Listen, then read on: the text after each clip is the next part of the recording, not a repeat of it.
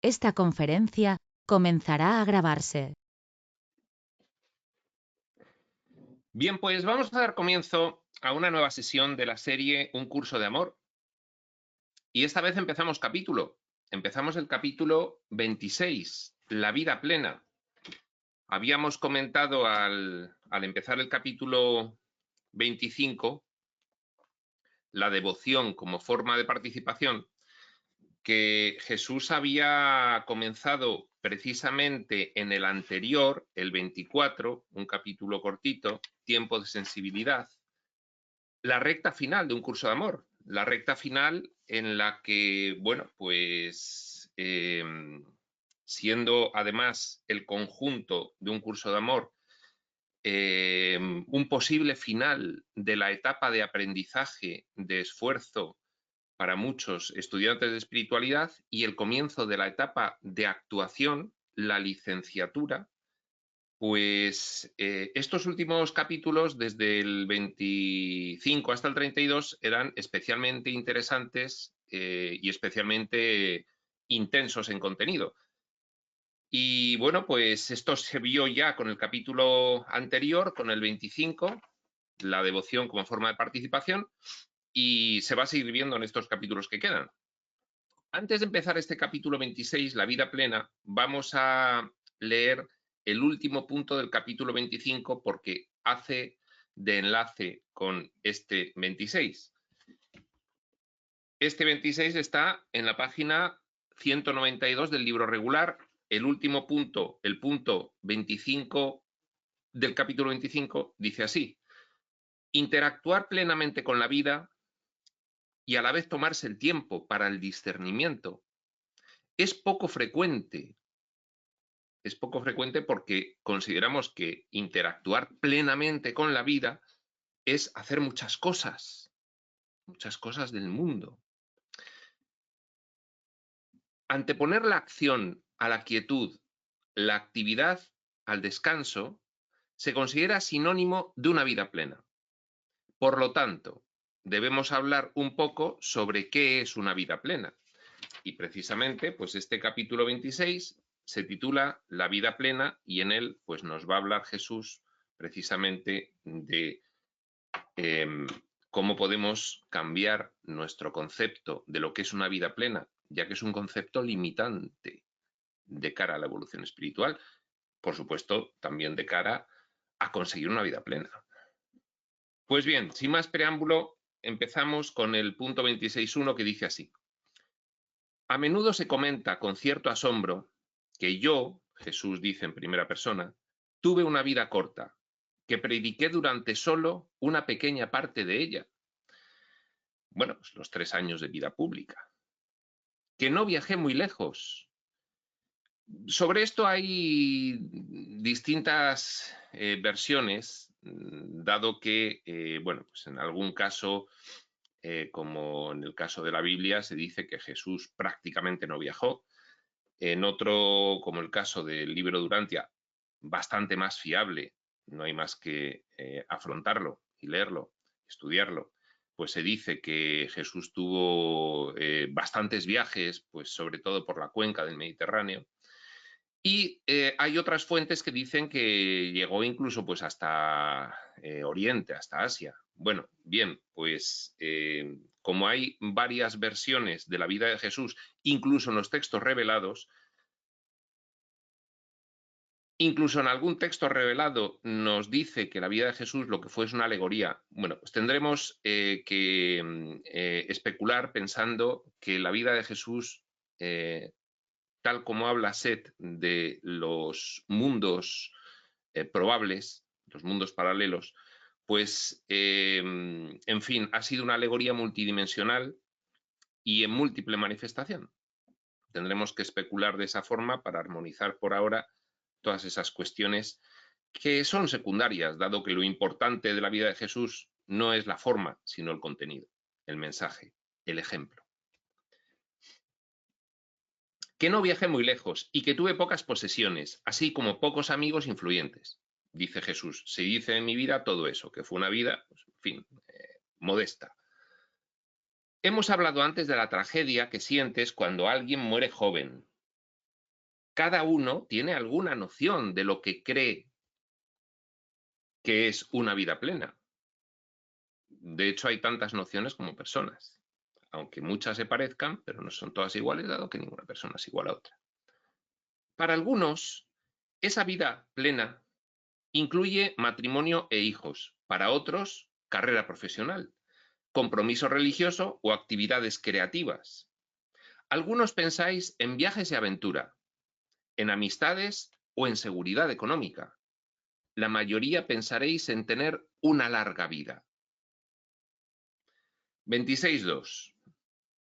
Muchos cuestionáis la línea entre el destino y lo que se alcanza mediante el esfuerzo.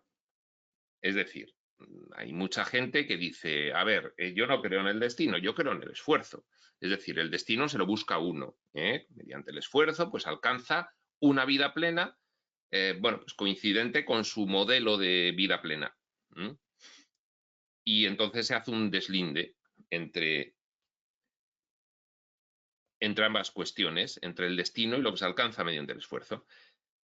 ¿Acaso son algunos elegidos para la grandeza y otros para la mediocridad? Y muchos nos hemos planteado, oye, ¿y por qué esta persona nace en un ambiente tan afortunado y esta otra en un ambiente tan desgraciado, ¿no? ¿Acaso son algunos elegidos para la grandeza y otros para la mediocridad? ¿O porque esta persona ha llegado a desarrollar tales talentos y ha sido una persona tan relevante desde múltiples aspectos y otra no? 26.3. Pocos reconocéis la tragedia en la vida de una persona. Vida aquí lo pone en cursiva.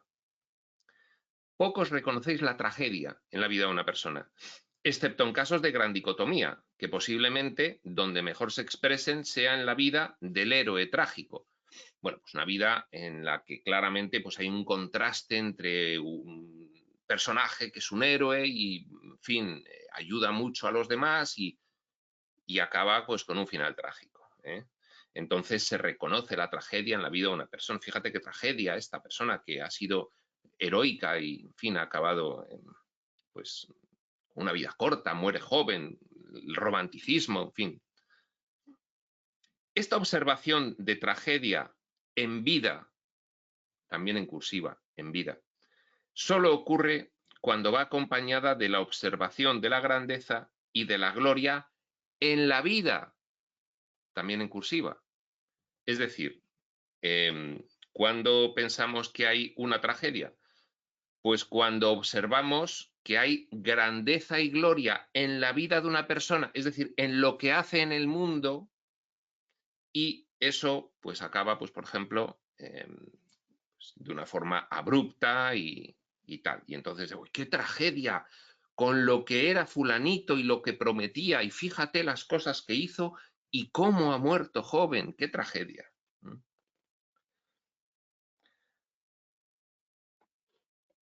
Sin el reconocimiento de la gloria de la vida, no hay reconocimiento de tragedia hasta que la vida haya acabado. Es decir, cuando acaba la vida de una persona, pues examina su vida. Y, en fin, si la vida esa ha sido gloriosa desde el punto de vista del mundo, su muerte es una tragedia. Y si no, si ha sido una persona, pues, en fin, que ha pasado desapercibida desde el punto de vista del mundo, pues entonces ahí no hay tragedia ninguna.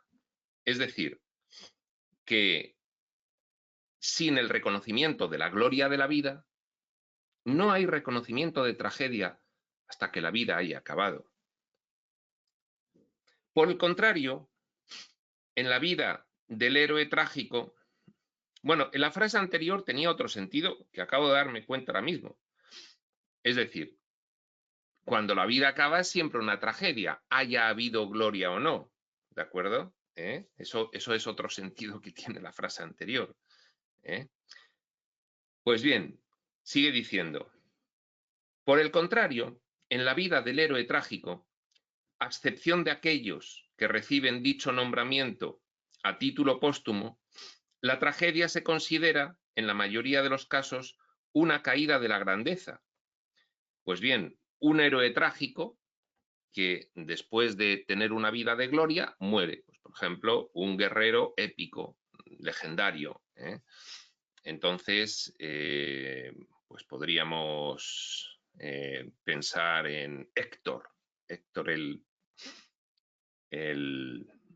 el Pelida de la guerra de Troya, ¿no?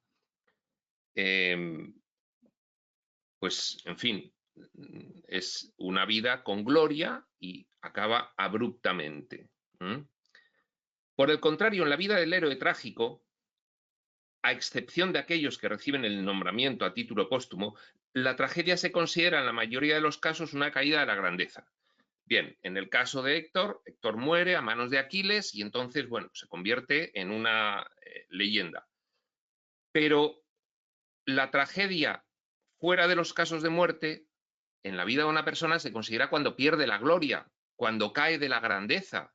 ¡Qué tragedia esta persona que ha sido tan, en fin, extraordinaria en sus acciones mundanas y de repente pues ya no realiza las acciones que el mundo considera que son gloriosas? Y entonces ahí se considera que hay una tragedia. Este es el trasunto argumentativo que nos va dando Jesús. Nos habla de cuándo consideramos que hay tragedias. Bueno, pues tragedias en estos casos. El mundo lo considera así. Esto se observa en el atractivo de la mitología, donde aquellos que establecen vínculos demasiado estrechos con los dioses son castigados por su osadía. Dicho temor a la grandeza y a la gloria, a la posibilidad de caer de la grandeza y de la gloria, fijaos que lo que está diciendo es algo muy vigente para todos nosotros. Es decir, cuando te proponen o cuando tú mismo te imaginas una vida de grandeza y gloria, disimulas un sentimiento paralelo que es la otra cara de la moneda, que es el miedo a no conseguir la grandeza o la gloria, o el miedo a, tras haberla conseguido, perderla y caer en desgracia, a efectos del mundo. Seguimos con el argumento que nos va dando Jesús para finalmente entender esta cuestión. Abre comillas. Quien no arriesga, no gana, cierra comillas, es un axioma de tales vidas. El miedo a la caída, caída también entre comillas, es un miedo primario. El primer miedo. El miedo que hay detrás de todos los axiomas de este tipo.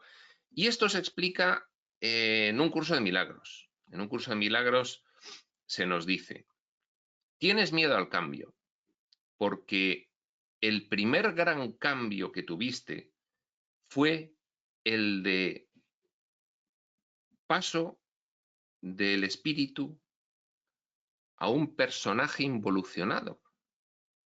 Fue el de la separación, fue el de la división de la mente, fue el de el comienzo del sueño, el de la dualidad. Y entonces, debido a que ese primer cambio te ha supuesto en tu mentalidad de personaje bastante sufrimiento, lo recuerdas por supuesto inconscientemente, no conscientemente, debido a eso también inconscientemente tienes miedo al cambio. A ver, Jesús lo que nos está diciendo es, independientemente de lo que penséis conscientemente, inconscientemente estáis pensando esto y de ahí vienen vuestros sentimientos. Y entonces tenéis miedo al cambio debido a que, pese a que conscientemente no lo recordáis, os digo yo que tenéis un recuerdo inconsciente a un cambio que os supuso mucho sufrimiento y por eso ahora no queréis demasiados cambios. Hay un refrán que lo explica muy bien, que dice, virgencita, virgencita, que me quede como estoy. No quiero demasiados cambios porque los cambios implican riesgo. Quien no arriesga no gana es un axioma de tales vidas.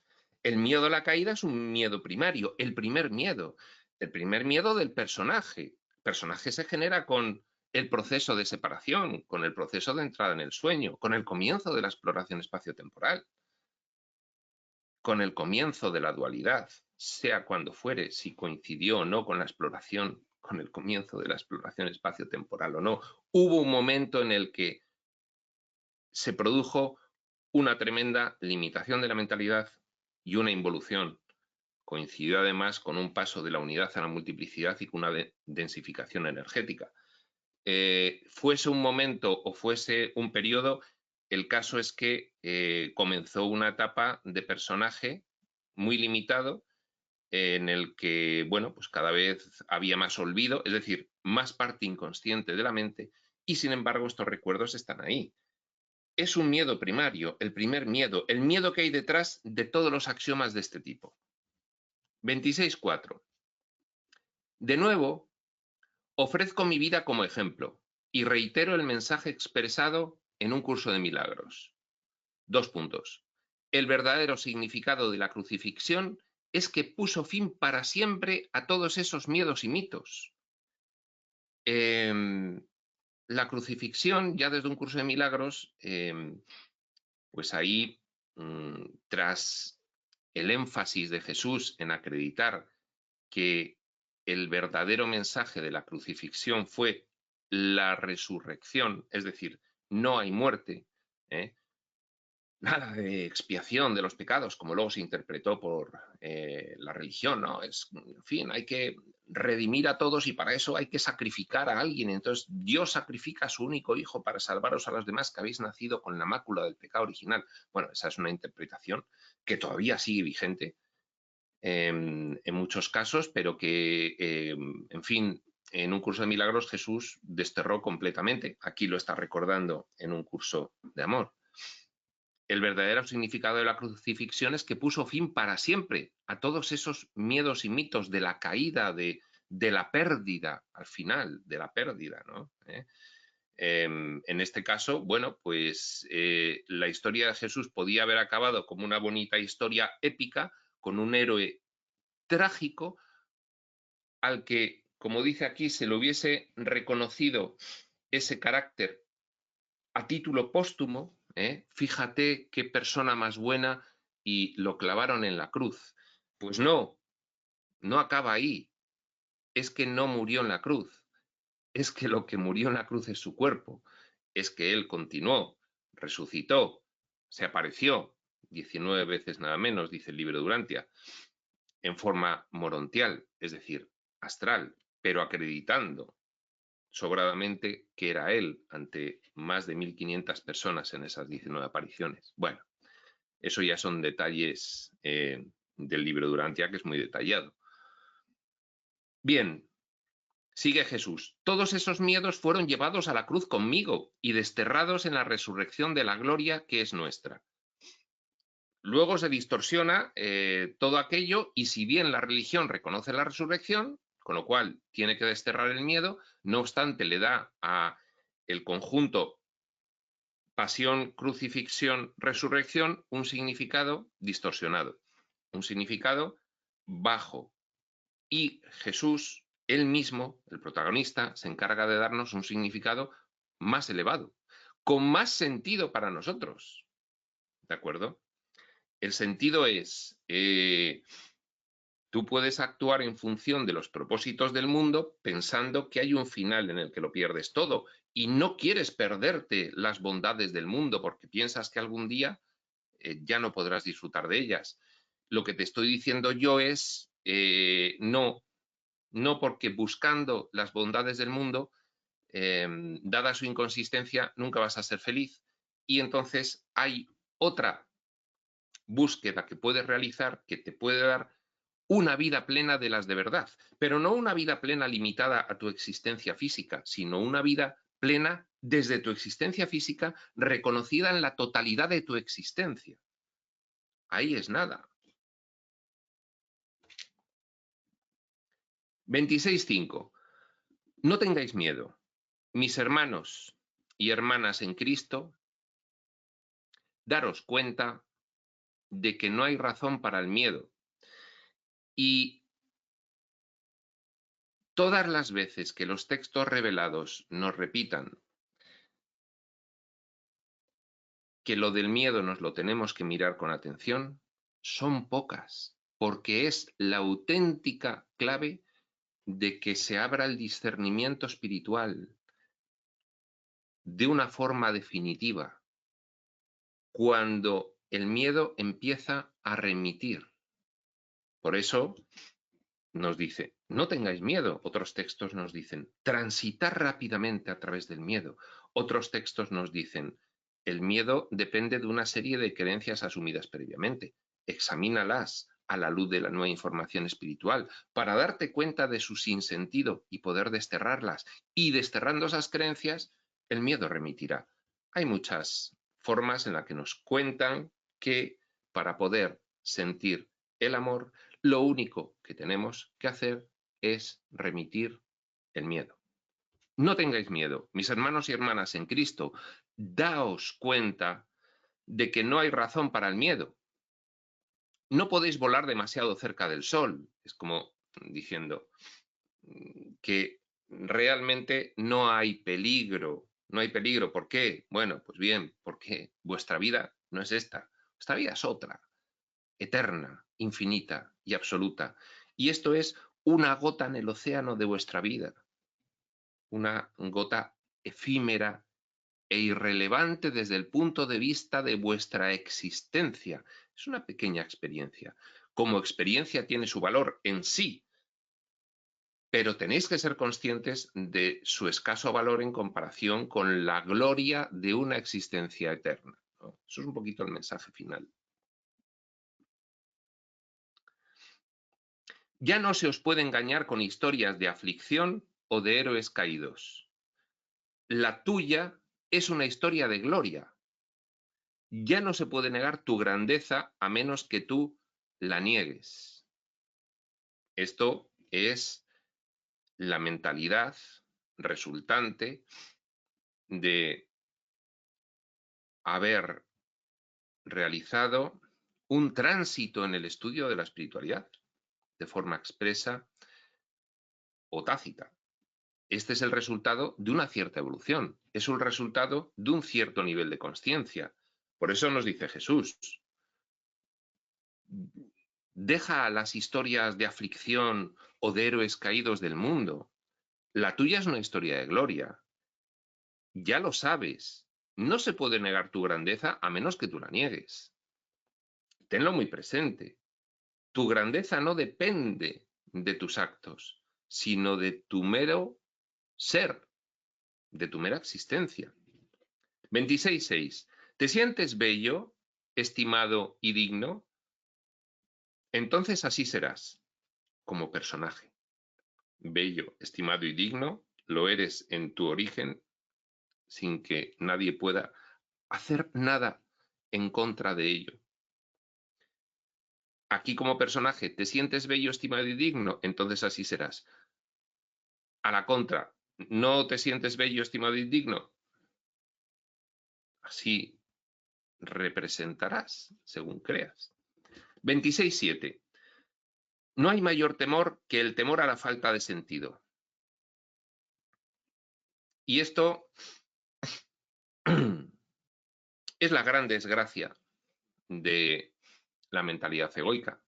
Esta es la gran desgracia de habernos identificado con un rol de personalidad que se siente carente y necesitado, que no sabe quién es ni de dónde viene, que desde su gotita del océano de conciencia física de personaje, desde su mentecita material, pues no encuentra sentido a nada.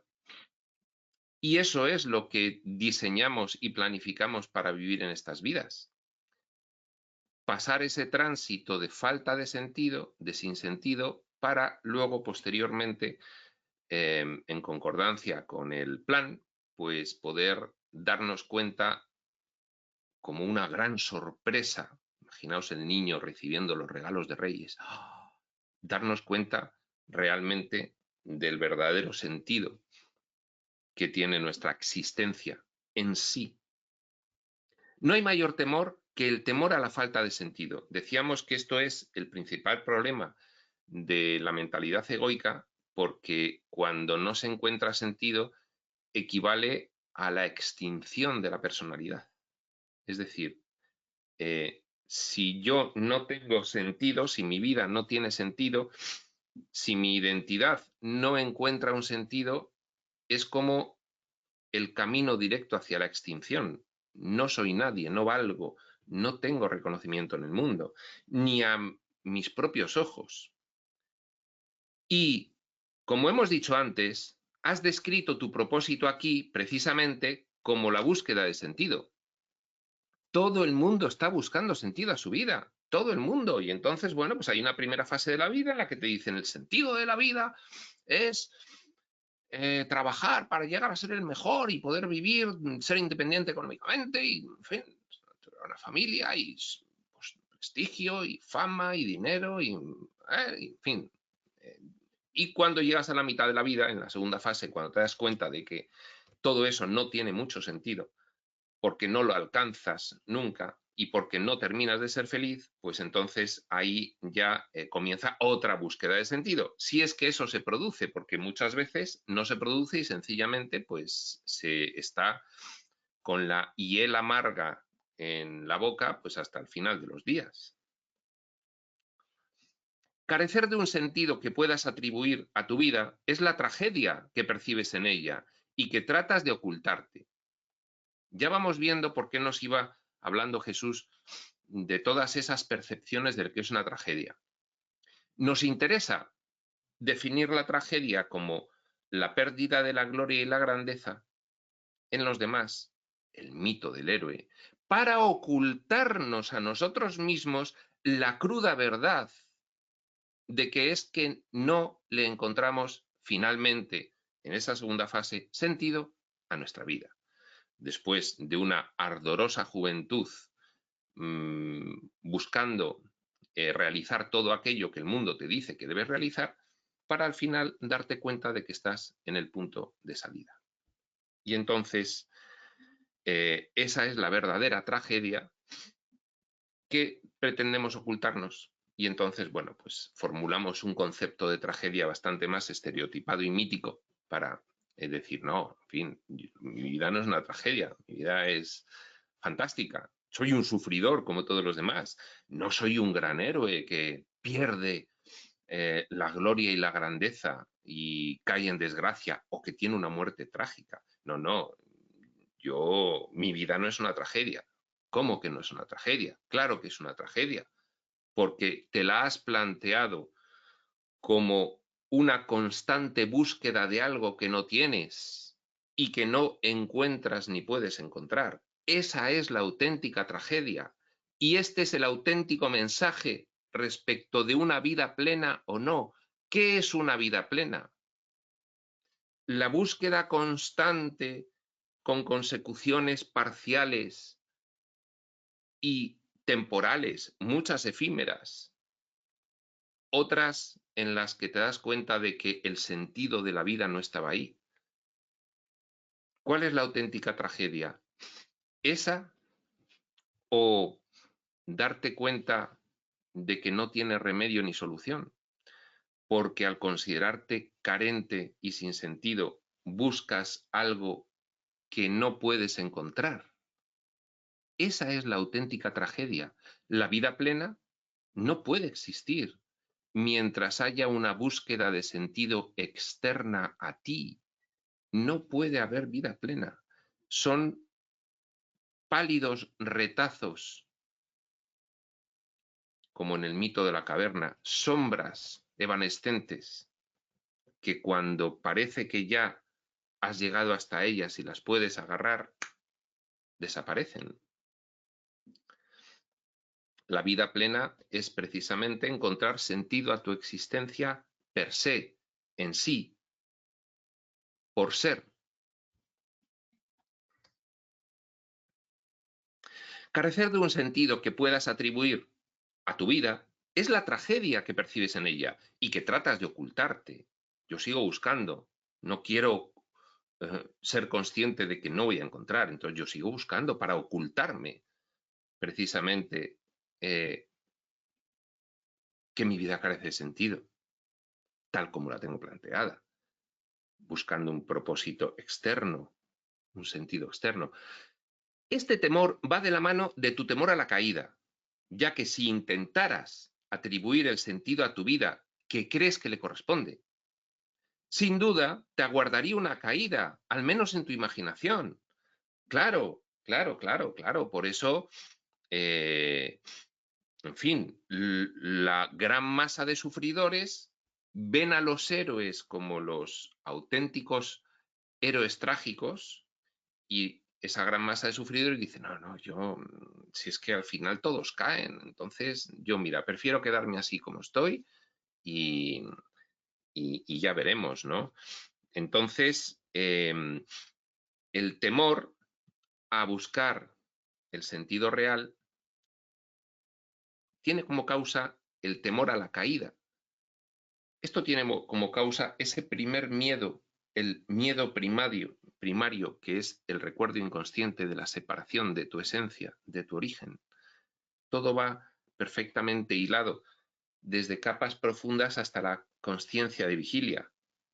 ¿Por qué me da miedo afrontar grandes retos como los héroes y prefiero quedarme como una mayoría sufriente y pasiva? Porque tengo miedo a la caída, porque tengo miedo, porque todos los héroes finalmente encuentran su tragedia. Entonces prefiero ocultarme que mi vida en sí es una tragedia, ya que carece de sentido, y quedarme pues un poco fuera de la heroicidad.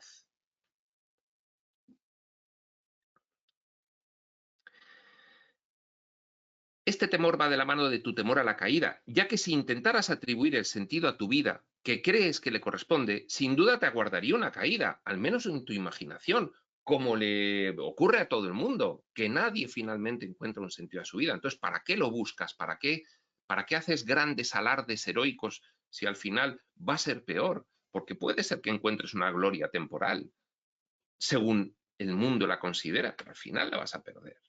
Entonces, dice Jesús a continuación, de este modo te encuentras atrapado por partida doble, viviendo una vida que consideras carente de sentido, la de la mayoría sufriente que no quiere ni siquiera intentar el camino de la heroicidad, y permitiendo que el miedo te impida buscar el sentido que quisieras darle. Mi vida no tiene sentido, pero como tengo miedo a la tragedia, si busco una vida con sentido, pues entonces me quedo en ese bucle. Mi vida no tiene sentido, pero me da miedo buscarle sentido. Pero mi vida no tiene sentido, pero me da miedo buscarle sentido.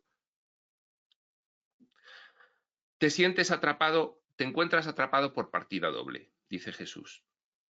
No sientes ningún sentido intrínseco de propósito, ninguna gracia, ningún significado más allá del que darías a tus propios esfuerzos.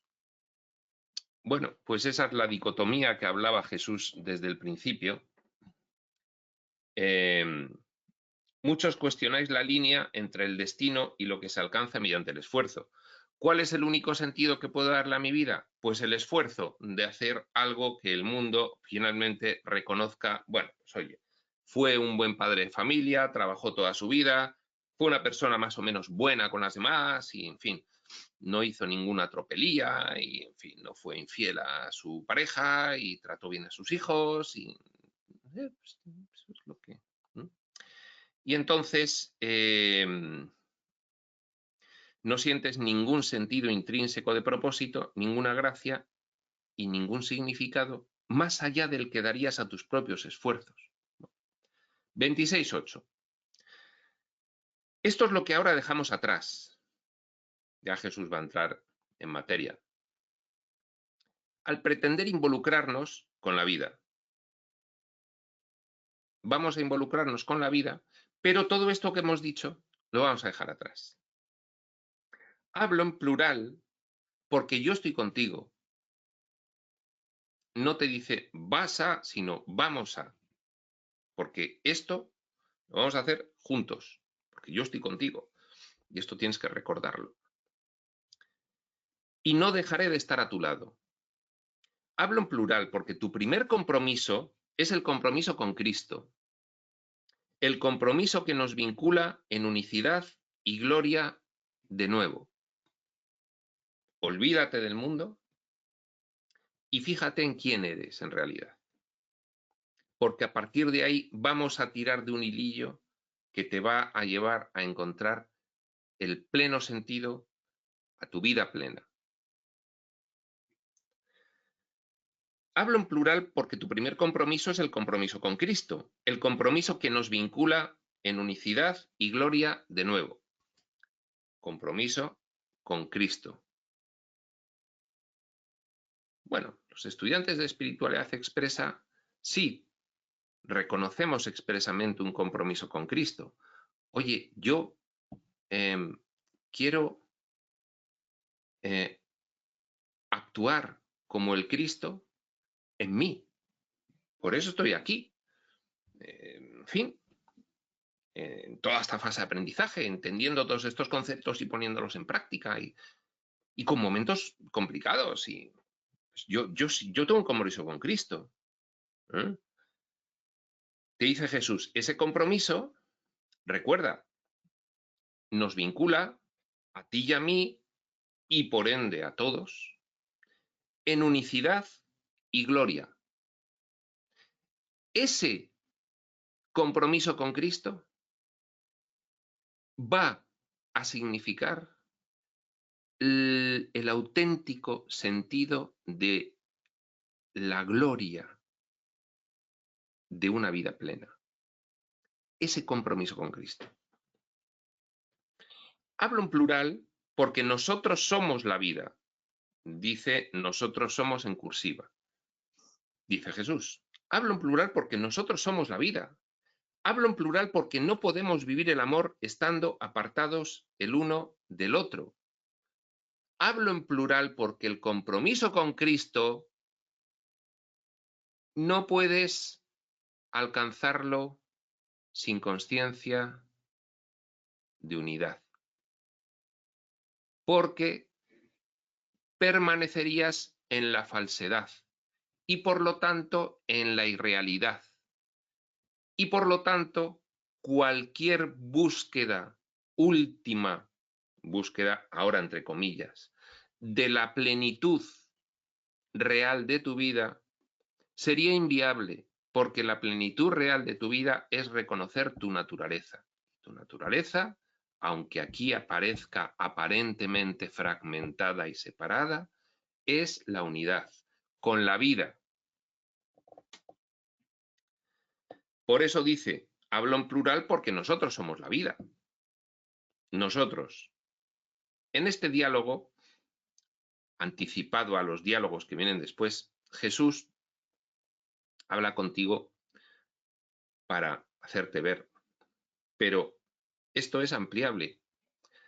La vida es lo vivo, es una unidad y aquí aparenta una multiplicidad dispersa, separada y en conflicto, debido al miedo. Bien, tu compromiso con Cristo es revertir completamente esa idea.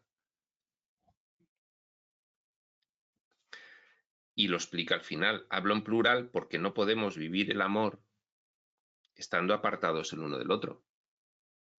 Separación, miedo. Miedo, ausencia de amor.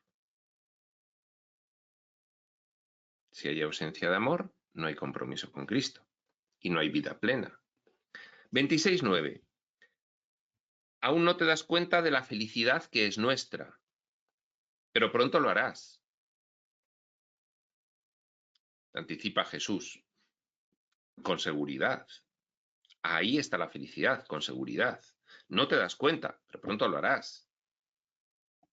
Tu mente no es capaz de aceptar que además de sentido, te corresponde felicidad, sin que tengas que realizar ningún esfuerzo. Bueno, en un curso de amor, ya en Ramta,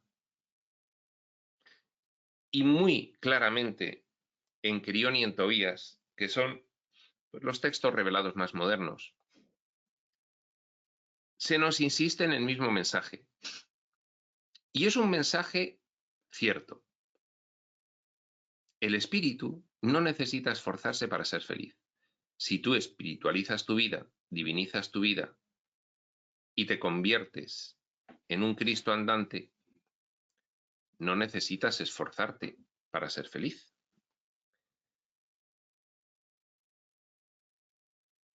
nuestra mente ahora no es capaz de aceptar que además de sentido, nos corresponde felicidad sin que tengamos que realizar ningún esfuerzo. Nuestra mente no es capaz de aceptarlo, porque, en fin, a pesar de la bonita idea de que esto es un sueño, pues no lo acabamos de creer todavía, no lo tenemos completamente integrado, tenemos que dar el último paso, la etapa final de aprendizaje para integrar esa idea.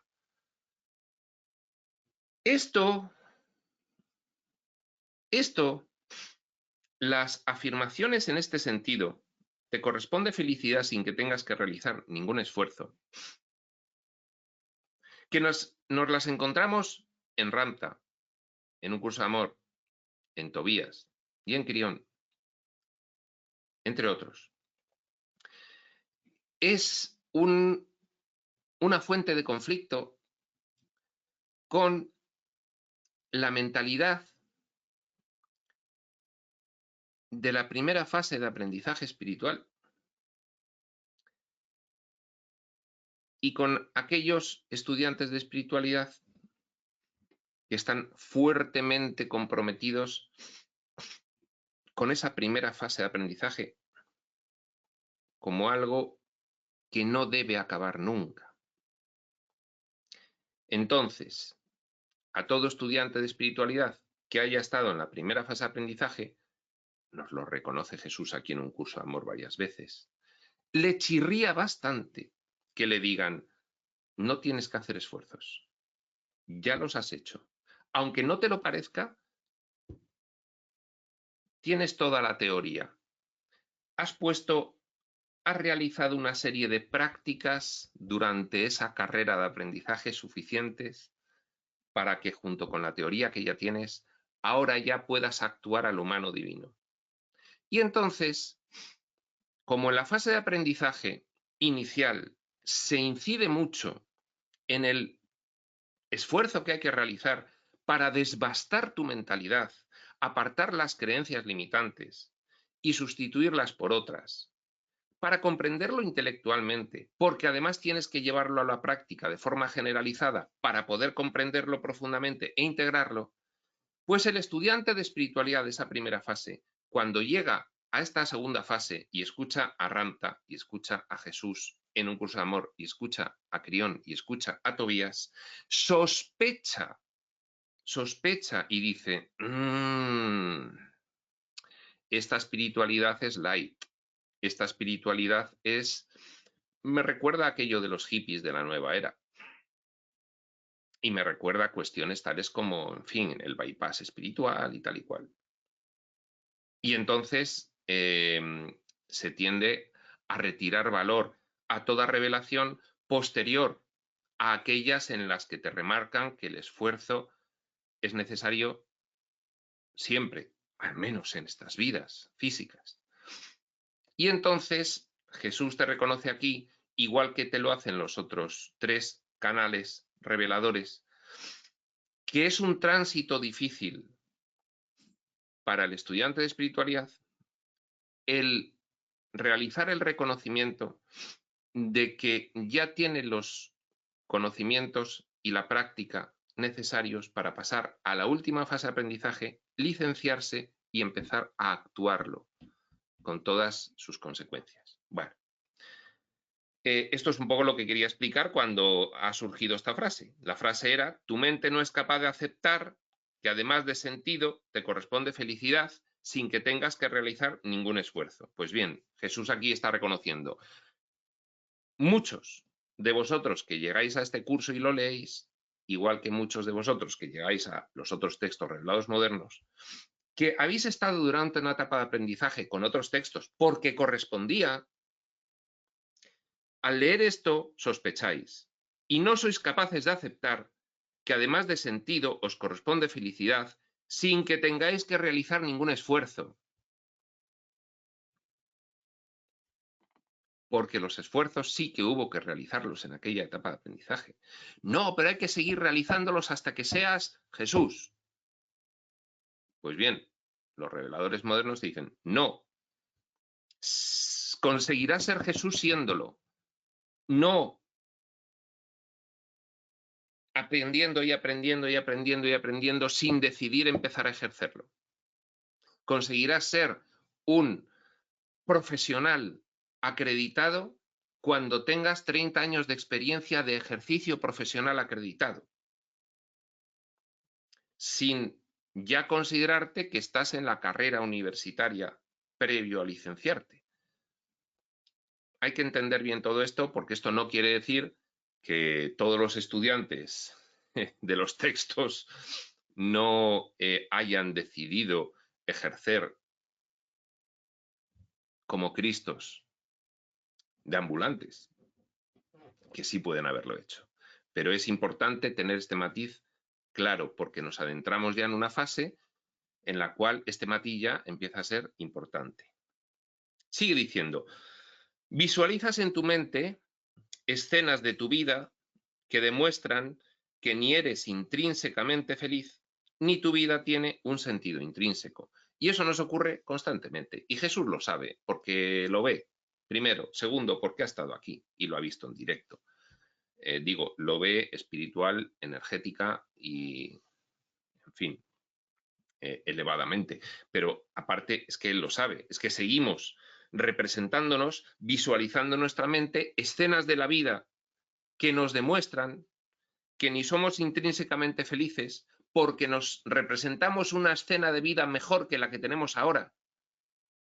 Y eso es la zanahoria, con el palo siempre, siempre hay una escena de vida mejor que la que tengo ahora. Pues ya es momento de reconocer que no hay mejor escena de vida que la que tengo ahora, porque hay que fijarse en lo real y no en la falsedad del mundo a la hora de calificar qué es una vida plena. Visualizas en tu mente escenas de tu vida que demuestran que ni eres intrínsecamente feliz, porque estás siempre persiguiendo la zanahoria, ni tu vida tiene un sentido intrínseco, porque si estás persiguiendo algo, es que hay más sentido en ese algo que lo hay en lo que tienes ahora. Tu apego a estas escenas y recuerdos debe deshacerse para que mis palabras puedan llegar a tu mente. Aquí hay un punto de corte que establece Jesús muy claro. Aquí hay un punto de corte. Aquí se abre un precipicio y tienes que saltar ese precipicio. Y si no lo saltas, no puedes continuar. Es decir, si tú sigues pensando que hay futuros de tu vida mejores que este, mis palabras no pueden llegar a tu mente y empezar a reemplazar ese falso concepto por otro nuevo. Leamos otra vez la frase. Tu apego a estas escenas y recuerdos deben deshacerse para que mis palabras puedan llegar a tu mente y empezar a reemplazar estas escenas de voy a tener momentos de mayor plenitud en mi vida que el que tengo ahora. Fuera. Fuera porque es la zanahoria. Y cuando el caballo persigue la zanahoria mucho tiempo acaba deprimido porque nunca la alcanza. Entonces ya, fuera. Hasta que llegue ese momento en el que hayas deshecho de tu mente las escenas de un futuro mejor. Permite que mis palabras toquen tu corazón. Jesús no te dice, hasta que llegue ese momento, olvídate de mí, cuando llegue ese momento ya vuelves para acá y sigues leyendo. No, dice, no, vamos a seguir leyendo porque voy a acompañarte en este proceso. 26:10. A ti, que luchas por entender estas palabras y el significado que puedan tener, que te esfuerzas en busca de pistas que te aclaren lo que te piden que hagas, te resultará difícil dejar de luchar y de esforzarte. Ya te lo reconoce Jesús, te va a resultar difícil, porque vas a pensar que otros que siguen luchando y esforzándose en la fase de aprendizaje alcanzarán metas que tú no vas a alcanzar. Y eso implica que sigue la semilla de la carencia en ti. Y eso implica que sigues pensando que tu valía se marca en función de tus logros y no de tu ser.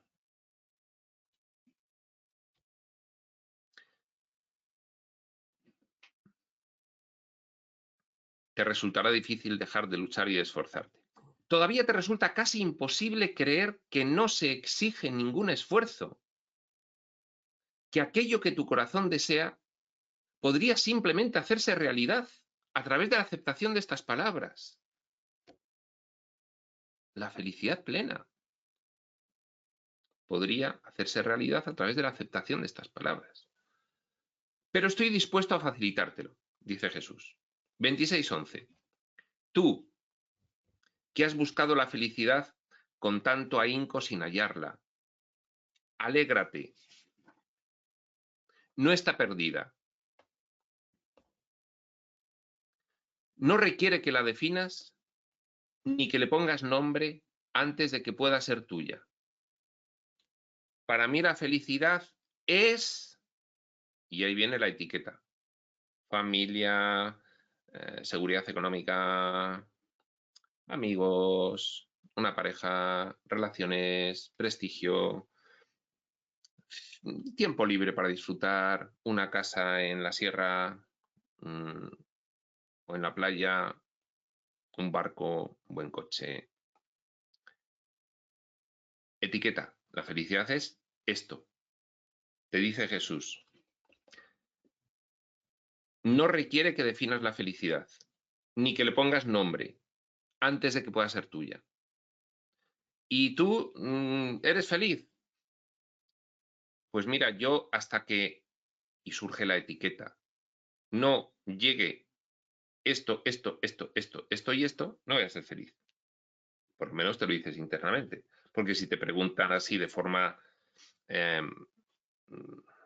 ¿eres feliz? Sí, sí, yo soy feliz. Vale, bien. Entonces, ¿por qué estás constantemente buscando? Esta sería la pregunta. La búsqueda no implica que no hagas cosas, implica que es una búsqueda planificada para conseguir un estatus mejor que el que ahora crees que tienes, ¿vale? Entonces, no requiere que la definas a la felicidad ni que le pongas nombre antes de que pueda ser tuya. ¿Acaso no es esto? Bueno, ahora empiezan una serie de preguntas que son impresionantes y entonces merece la pena leerlas todas de seguido, porque son como 20 preguntas, no exagero, o 15 o 20 preguntas que hace Jesús después de esta reflexión. Vamos a leer la reflexión y luego las preguntas las leemos de seguido y luego ya nos entretenemos. Este es el 16:11. Vamos a repetir esto primero antes de leer las preguntas. Tú, que has buscado la felicidad con tanto ahínco sin hallarla, alégrate, no está perdida. No requiere que la definas ni que le pongas nombre antes de que pueda ser tuya. Y ahora empiezan las preguntas. ¿Acaso no es esto lo que te ha hecho llorar de frustración? ¿Acaso no hace mucho tiempo ya que quieres ponerle nombre a la felicidad? ¿Acaso no llevas largo tiempo lamentándote de que si supieras lo que te traería felicidad, sin duda lo perseguirías? ¿No has dicho una y otra vez que si supieras qué le daría sentido a tu vida, sin duda lo harías? ¿Acaso no llevas mucho tiempo queriendo conocer tu propósito, queriendo tener una meta que satisfaga el anhelo que hay en ti? ¿No has orado pidiendo señales? ¿No has leído libros que te han prometido una serie de pasos que, al seguirlos, te llevarían a donde quieres ir, solo para darte cuenta de que no sabes dónde queda eso? 26:12. Continúan las preguntas. ¿Y no te has vuelto impaciente con los consejos, los maestros y los cursos de estudio? ¿No te has sentido al límite de tu paciencia con la instrucción? ¿No has sentido que la llamada a vivir se hacía más fuerte en ti cada día? La llamada a vivir. ¿No estás ansioso por decir, dime qué he de hacer y lo haré? ¿No estás preparado para la certeza por encima de todo lo demás? De una vez. ¿No estás preparado para terminar con los estudios y ponerte a vivir? ¿No estás cada vez más convencido de que no has estado viviendo y no te has preguntado qué es lo que has estado haciendo? ¿No te has cansado de lo que en tu mundo simula ser vida? Simula. ¿No has deseado poder tirar todos los pensamientos y preocupaciones que ocupan tu mente y volver a empezar? Y ahora en el 26.13 viene la última pregunta. No se trata simplemente de que estás preparado para acabar con el modo en que las cosas han sido y emprender un nuevo camino, de que estás preparado para escuchar una nueva voz. Bueno, pues estos estos 3 puntos, el 11, el 12 y el 13, son maravillosos porque son muy clarificadores, muy esclarecedores de cuál es la frustración que sentimos y de por qué.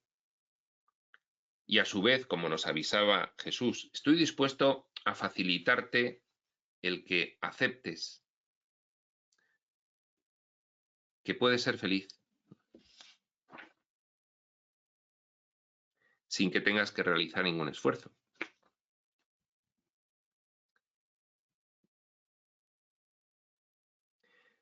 A ti te resulta casi imposible creer que no se exige ningún esfuerzo, que aquello que tu corazón desea podría simplemente hacerse realidad a través de la aceptación de estas palabras.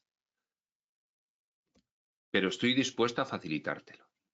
Y luego comienzan todas estas preguntas, ¿de acuerdo? Y en estas preguntas la respuesta siempre ha sido afirmativa, por todos, ha sido afirmativa, porque Jesús sabe lo que está preguntando, ¿de acuerdo? Pues bien,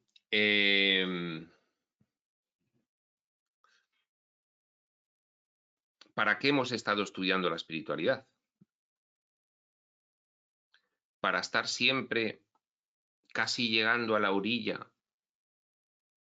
pero arrastrándote la marea de nuevo hacia atrás y sin llegar a terminar de alcanzar la orilla. Toda la vida, dicen desde el otro lado del velo los 4 reveladores últimos, con insistencia, porque antes también se dice, pero se insiste más en el esfuerzo de la fase de aprendizaje. Ahora, sin embargo, pues para todo un conjunto de estudiantes de espiritualidad que acceden a estos textos y que ya tienen un recorrido, se incide más no en el esfuerzo de la fase de aprendizaje para desbastar la mentecita material, sino en ponte ya a ejercer la profesión para la que has estado estudiando. Esa profesión se llama el humano divino, el Cristo en ti, el ser. Ahí ya. Por eso es el concepto en un curso de amor de ser elevado de la forma, porque ya se puede, en lo que queda de vida en la forma, representar la divinidad. 26.14. Toda esta frustración e impaciencia viene acumulándose. La etapa de aprendizaje. Esto cuando acaba. Esto es dificilísimo, pero aquí hay que alcanzar la perfección de todo esto y si no, no vale. Bueno, hay algunas cosas que sí, hay algunas cosas que son impeditivas. Nos acaba de decir una Jesús ahora mismo, es impeditivo. Tu apego a las escenas y recuerdos sobre que hay un estatus mejor que el que tienes ahora deben deshacerse para que mis palabras puedan llegar a tu mente y empezar a reemplazar estas escenas. Es decir, sí, pero es que precisamente ese es el esfuerzo que vamos a hacer en esta última etapa de aprendizaje final. Ese es el objetivo de esta última etapa de aprendizaje. Bueno, vamos ya a plantar las bases de lo que va a ser nuestra carrera profesional. pero vamos a plantarlas ya, vamos a hacer el trabajo de fin de carrera, que se dice. Bueno, toda esta frustración, 26-14, e impaciencia viene acumulándose. Esta acumulación ha sido necesaria, ha sido apropiada, ha sido para bien, porque ahora, como una explosión que está a punto de ocurrir, solo hace falta activar el detonador.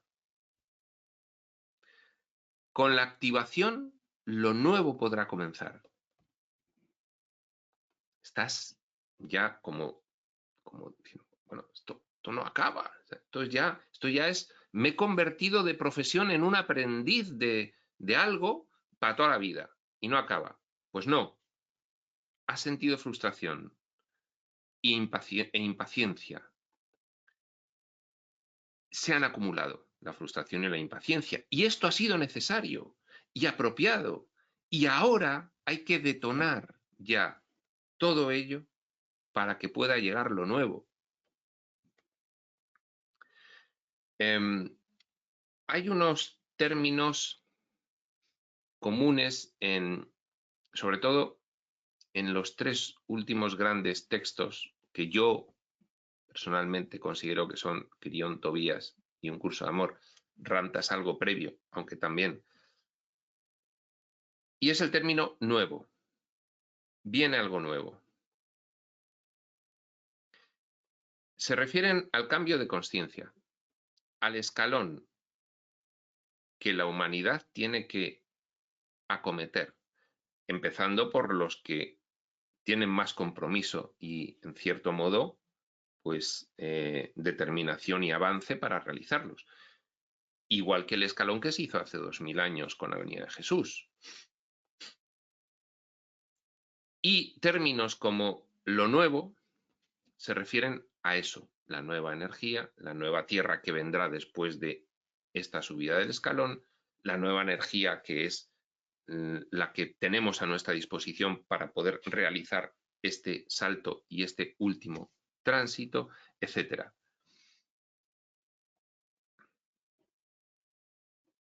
Con la activación, lo nuevo puede comenzar. Y se refiere a eso que hemos dicho. 26-15.